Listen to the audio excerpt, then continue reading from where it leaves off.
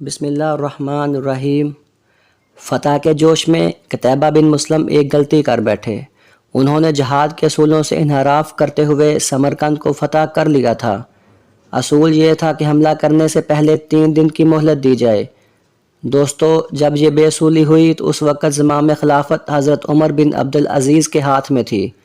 سمرقند کے پادری نے مسلمانوں کی اس غاصبانہ فتح پر قتیبہ کے خلاف شکایت دمشق میں بیٹھے خلیفہ وقت کو ایک قاصد کے ذریعہ خط لکھ کر بھجوائی۔ قاصد نے دمشق پہنچ کر ایک عالی شان عمارت دیکھی جس میں لوگ رکوع و سجود کر رہے تھے۔ یہ دیکھ کر اس نے لوگوں سے پوچھا، کیا یہ بادشاہ کی رہائش گاہ ہے؟ لوگوں نے حیرت سے اسے دیکھا اور پھر کہا، یہ تو مسجد ہے اور تو نماز نہیں پڑھتا کیا؟ قاصد نے جواب دیا، نہیں، میں تو اہل سمرقند کے دین کا پیروکار ہوں۔ یہ سن کر لوگوں نے اسے خلیفہ کے گھر کا راستہ دکھا دیا۔ قاصد لوگوں کے بتائے ہوئے راستہ پر چلتے خلیفہ کے گھر جا پہنچا تو کیا دیکھتا ہے کہ ایک شخص دیوار سے لگی سیڑھی پر چڑھ کر چھت کی لپائی کر رہا ہے اور نیچے کھڑی ایک عورت گارا اٹھا کر اسے دے رہی ہے۔ یہ دیکھ کر وہ جس راستے سے آیا تھا واپس اسی راستے سے ان لوگوں کے پاس جا پہنچا جن اشخاص نے اسے راستہ بتایا تھا۔ اس نے لوگوں سے کہا، میں نے تم سے حاکم کے گھر کا پتہ پوچھا تھا، نہ کہ اس مفلوق الحال شخص کا جس کے گھر کی چھت بھی ٹوٹی ہوئی ہے۔ لوگوں نے کہا، ہم نے تجھے پتہ ٹھیک ہی بتایا تھا، وہی حاکم کا گھر ہے۔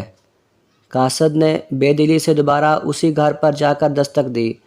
جو شخص کچھ دیر پہلے تک لپائی کر رہا تھا وہی اندر سے نمودار ہوا تو اس نے اپنا تعارف کرواتے ہوئے خط حاکم کو دے دیا۔ میں سمرقند کے پادری کی طرف سے بھیجا گیا قاصد ہوں۔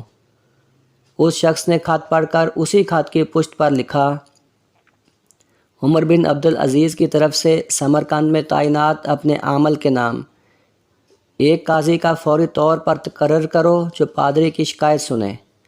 پھر مہر لگا کر خط واپس قاصد کو دے دیا۔ قاصد وہاں سے چل تو دیا مگر وہ اپنے آپ سے باتیں کر رہا تھا کہ کیا یہ وہ خط ہے جو مسلمانوں کے اس عظیم لشکر کو ہمارے شہر سے نکالے گا؟ سمرقند لوٹ کر قاضی نے خط پادری کو تھمایا، جسے پڑھ کر پادری کو بھی اپنی دنیا اندھیر ہوتی دکھائی دی۔ خط تو اسی کے نام لکھا ہوا تھا جس سے انہیں شکایت تھی۔ انہیں یقین تھا کاغذ کا یہ ٹکڑا انہیں کوئی فائدہ نہیں پہنچا سکے گا، مگر پھر بھی خط لے کر مجبوراً اس حاکم سمرقند کے پاس پہنچے جس کے فریب کا وہ پہلے ہی شکار ہو چکے تھے۔ حاکم نے خط پڑھتے ہی فوراً ایک قاضی کا تقرر کیا جس کا نام جمی تھا۔ وہ سمرقندیوں کی شکایت سننے کے لیے تیار ہو گیا۔ موقع پر ہی عدالت لگ گئی۔ ایک چوبدار نے قتیبہ کا نام کسی لقب و منصب کے بغیر پکارا۔ قتیبہ اپنی جگہ سے اٹھ کر قاضی کے روبرو اور پادری کے ساتھ ہو کر بیٹھ گیا۔ قاضی نے سمرقندی سے پوچھا، کیا دعویٰ ہے تمہارا؟ پادری نے کہا، قتیبہ نے کسی پیشگی اطلاع کے بغیر ہم پر حملہ کیا، نہ تو اس نے ہمیں اسلام قبول کرنے کی دعوت دی تھی اور نہ ہی ہمیں کسی سوچ بچار کا موقع دیا تھا۔ قاضی نے قتیبہ کو دیکھ کر پوچھا، کیا کہتے ہو تم اس دعویٰ کے جواب میں؟ قتیبہ نے کہا، قاضی صاحب، جنگ تو ہوتی ہی فریب اور دھوکہ دہی کا نام ہے۔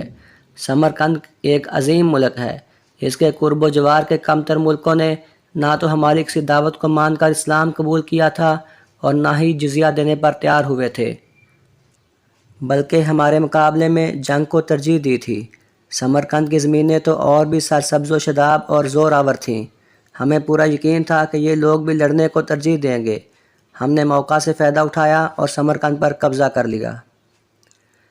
قاضی نے قتیبہ کی بات کو نظر انداز کرتے ہوئے دوبارہ پوچھا، قتیبہ، میری بات کا جواب دو، تم نے ان لوگوں کو اسلام قبول کرنے کی دعوت، جزیہ یا پھر جنگ کی خبر دی تھی؟ قتیبہ نے کہا، نہیں قاضی صاحب، میں نے جس طرح پہلے ہی عرض کر دیا ہے کہ ہم نے موقع سے فائدہ اٹھایا تھا۔ قاضی نے کہا، میں دیکھ رہا ہوں کہ تم اپنی غلطی کا اقرار کر رہے ہو، اس کے بعد تو عدالت کا کوئی اور کام رہ ہی نہیں جاتا۔ قتیبہ، اللہ تعالیٰ نے اس دین کو فتح اور عظمت تو دی ہی عدل و انصاف کی وجہ سے ہے، نہ کہ دھوکہ دہی اور موقع پرستی سے۔ میری عدالت یہ فیصلہ سناتی ہے کہ تمام مسلمان فوجی اور ان کے عہدہ داران، ماں اپنے بیوی بچوں کے، اپنی ہر قسم کی املاک، گھر اور دکانیں چھوڑ کر سمرقند کی حدوں سے باہر نکل جائیں اور سمرقند میں کوئی مسلمان باقی نہ رہنے پائے۔ اگر ادھر دوبارہ آنا بھی ہو تو کسی پیشگی اطلاع و دعوت کے بغیر 3 دن کی اور سوچ بچار کی مہلت دیے بغیر نہ آیا جائے۔ پادری جو کچھ دیکھ اور سن رہا تھا وہ ناقابل یقین بلکہ ایک مذاق اور تمثیل نظر آ رہا تھا۔ چند لمحوں کی یہ عدالت، نہ کوئی گواہ اور نہ ہی دلیلوں کی ضرورت، اور تو اور قاضی بھی اپنی عدالت کو برخاست کر کے کتیبہ کے ساتھ ہی اٹھ کر جا رہا تھا، اور چند گھنٹوں کے بعد ہی سمرقندیوں نے اپنے پیچھے گرد و غبار کے بادل چھوڑتے لوگوں کے قافلے دیکھے جو شہر کو ویران کر کے جا رہے تھے۔ لوگ حیرت سے ایک دوسرے سے سبب پوچھ رہے تھے اور جاننے والے بتا رہے تھے کہ عدالت کے فیصلے کی تعمیل ہو رہی تھی، اور اس دن جب سورج ڈوبا تو سمرقند کی ویران اور خالی گلیوں میں صرف آوارہ کتے گھوم رہے تھے، اور سمرقندیوں کے گھروں سے آہ و پکار اور رونے دھونے کی آوازیں سنائی دے رہی تھیں۔ انہیں ایسے لوگ چھوڑ کر جا رہے تھے جن کے اخلاق، معاشرت، برتاؤ، معاملات اور پیار و محبت نے انہیں اور ان کے رہن سہن کو مہذب بنا دیا تھا۔ عزیز دوستو، تاریخ گواہ ہے کہ سمرقندی یہ فراق چند گھنٹے برداشت نہ کر پائے۔ اپنے پادری کی قیادت میں لا الہ الا اللہ محمد رسول اللہ کا اقرار کرتے مسلمانوں کے لشکر کے پیچھے روانہ ہو گئے اور انہیں واپس لے آئے۔ اور یہ سب کیوں نہ ہوتا؟ کہیں بھی تو ایسا نہیں ہوا تھا کہ فاتح لشکر اپنے ہی قاضی کی کہی 2 باتوں پر عمل کرے اور شہر کو خالی کر دے۔ دین رحمت نے وہاں ایسے نقوش چھوڑے کہ سمرقند ایک عرصہ تک مسلمانوں کا دارالخلافہ بنا رہا۔